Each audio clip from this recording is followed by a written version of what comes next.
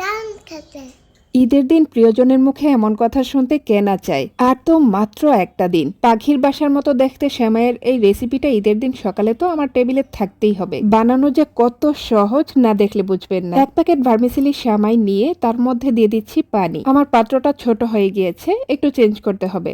Change করে বড় একটি পাতিলের মধ্যে সেমাইগুলো নিয়ে সেখানে পানি ঢেলে সেমাইগুলোকে চুবিয়ে রাখলাম।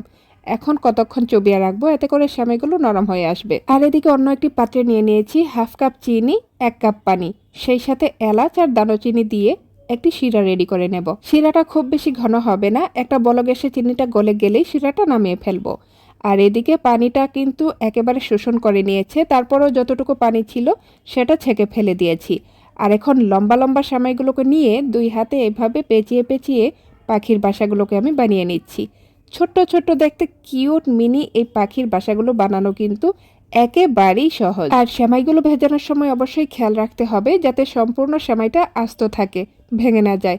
তাহলেই এই পাখির বাসাগুলো বানাতে সহজ হবে। সবগুলো পাখির বাসা বানানো হয়ে গিয়েছে। এখন চুলায় একটি প্যান বসিয়ে সেখানে পর্যাপ্ত পরিমাণে তেল গরম করে নিয়েছি।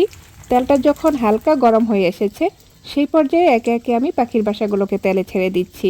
মিডিয়াম আঁচে এখন পাখির বাসাগুলোকে এপিট ওপিট করে উল্টে ভেজে নিতে হবে। খুব সাবধানের সহিত খেয়াল রেখেছি যাতে পুড়ে না যায়, কারণ সুন্দর একটা কালার না আসলে পাখির বাসাটা কিন্তু দেখতে ভালো লাগবে না। ঈদের দিন কি এখন এক রকমের সেমাই খাওয়া হয়?